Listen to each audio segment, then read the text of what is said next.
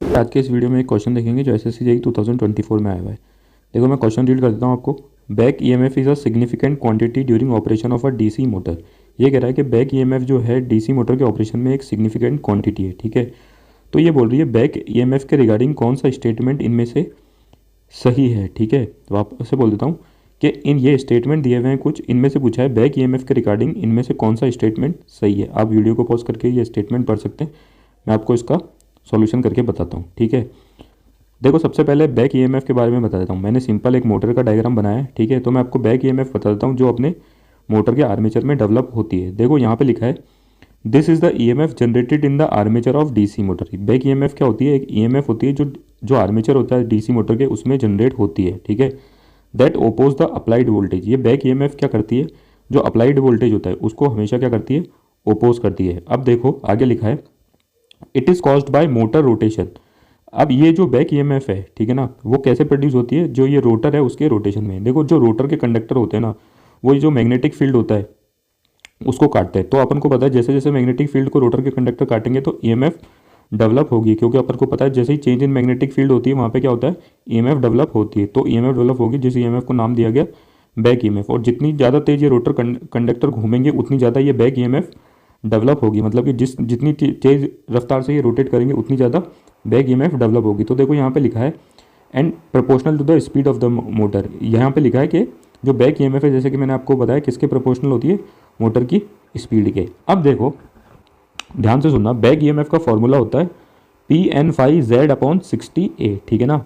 Back EMF equals to number of poles into speed into flux into number of conductor upon parallel path, ठीक है ना। ये back EMF का formula होता है, ठीक है। तो अपन को यहाँ पे देखना है कि ये जो P और Z और A है ये तो क्या होते हैं? कांस्टेंट होते हैं। तो बैक ईएमएफ होती है वो प्रोपोर्शनल होती है स्पीड और फ्लक्स के। तो मैं यहाँ से एक रिलेशन निकालता हूँ कि जो बैक ईएमएफ होती है अपने काम का रिलेशन, मतलब जो अपने क्वेश्चन में काम आने वाला है, बैक ईएमएफ जो होती है वो प्रोपोर्शनल होती है कितनी?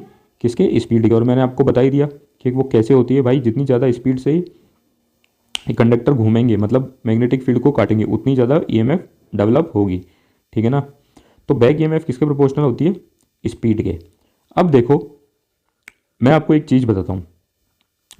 जैसे जैसे मोटर पे लोड बढ़ता है, ठीक है ना, मोटर पे यहाँ पे जैसे मैं आपको पहले रीड करता हूँ, greater the load on the motor higher torque is required to move it. देखो जितना ज़्यादा लोड होगा मोटर पे, मतलब जितना ज़्यादा अपन लोड लगाएंगे मोटर पे उतनी ज़्यादा अपन को टॉर्क चाहिए होगी उसको मूव कराने के लिए भाई।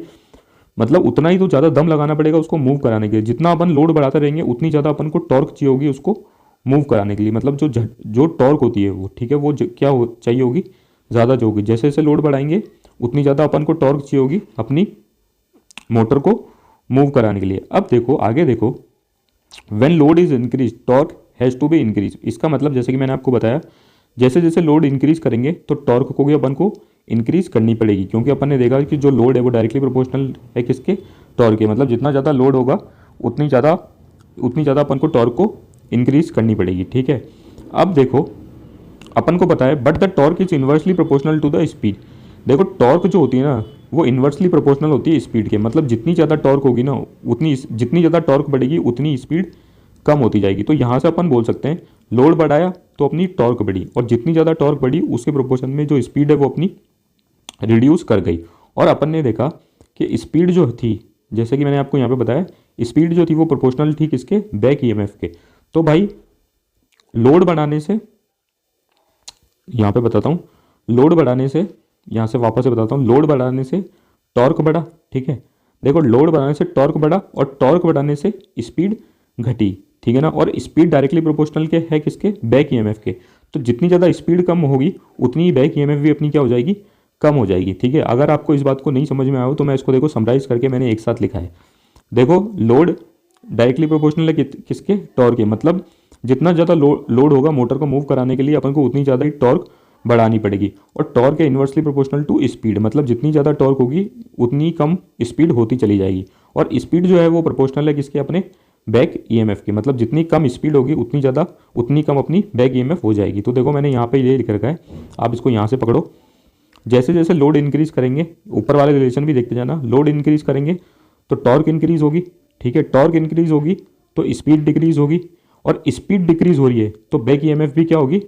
डिक्रीज होगी। तो देखो यहाँ से अपन रिलेशन निकाल सकते हैं, अगर मैं लोड को इंक्रीज कर रहा हूँ मोटर में तो मेरी बैक ईएमएफ क्या हो रही है, डिक्रीज हो रही है। फिर से देख लो, अगर मैं लोड को इंक्रीज कर रहा हूँ तो जो मेरी बैक ईएमएफ हो रही है वो क्या हो रही है, डिक्रीज हो रही है। तो मैंने देखो यहाँ पे यही लिखा है, as the load increase back EMF decrease. जैसे जैसे लोड इंक्रीज होता है बैक ईएमएफ क्या होती है, डिक्रीज होती है। या फिर मैं इसको ऐसे बोल सकता हूँ, back EMF decrease on loading the motor. Back EMF decrease होती है जब अपन मोटर की लोडिंग को बढ़ाते हैं या फिर उसको लोड करते हैं। तो देखो अपने ऑप्शन अब मैं रीड करके बताता हूँ आपको।